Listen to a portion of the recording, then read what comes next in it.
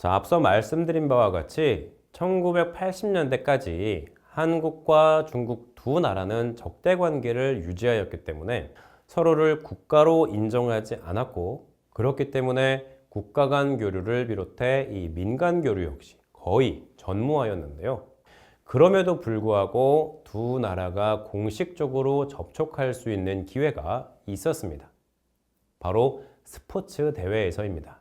우리는 앞서 이 문화 외교에 대해 이야기할 때 1972년 있었던 미국과 중국의 핑퐁 외교에 대해 알아보았습니다. 당시 마찬가지로 서로를 적대국으로 규정했던 미국과 중국은 소련이라고 하는 공동의 적에 대응하기 위해 관계를 개선할 필요가 있었는데요. 하지만 공식적으로 관계를 개선하기에는 두 나라 모두 부담이 있었기 때문에 이 미국의 탁구단이 중국을 방문하는 형식을 빌려 접촉의 기회를 마련하였습니다.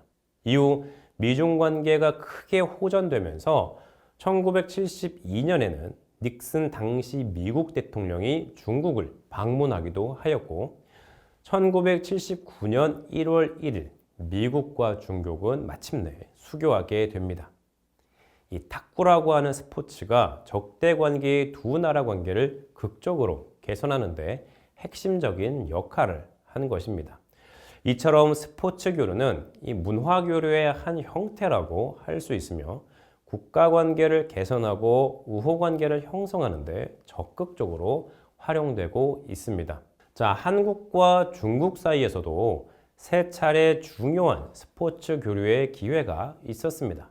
바로 이 한국이 1986년 개최한 서울 아시안 게임과 1988년 개최한 서울 올림픽, 그리고 1990년 중국이 개최한 베이징 아시안 게임인데요. 이러한 대형 스포츠 대회를 통한 두 나라의 교류가 이 한중 수교에 결정적인 기여를 했다고 평가되고 있습니다. 왜냐하면 국제 스포츠 대회는 이 스포츠 정신에 입각하여 경기를 치르기 때문에 이념을 초월하여 교류가 가능하기 때문입니다. 특히 국가 간 외교 관계 수립의 여부와는 별도로 선수단을 파견하기 때문에 이 공식적인 인적 교류를 가능하도록 하기 때문입니다. 참고로 각 대회의 규모를 보면 1986년 이 서울 아시안 게임의 경우 중국을 포함하여 27개국 4,800여 명이 참가하였고, 1988년 서울 올림픽의 경우에는 중국을 포함하여 160개국 8,400여 명의 선수가 참가하였습니다. 또한 1990년 베이징 아시안 게임에는 한국을 포함하여 36개국 6,100여 명이 참여하는 등 이 냉전 시대 이념을 초월한 그런 모습을 보여주었습니다.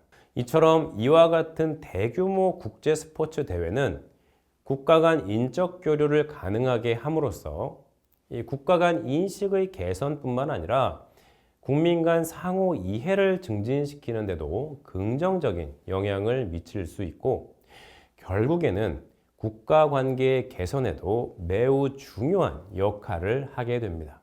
실제로 1986년 이 서울 아시안 게임 당시 중국에서는 선수단의 실질적 총책임을 맡았던 장바이파라고 하는 베이징시 상무부시장이 한국을 방문했는데요.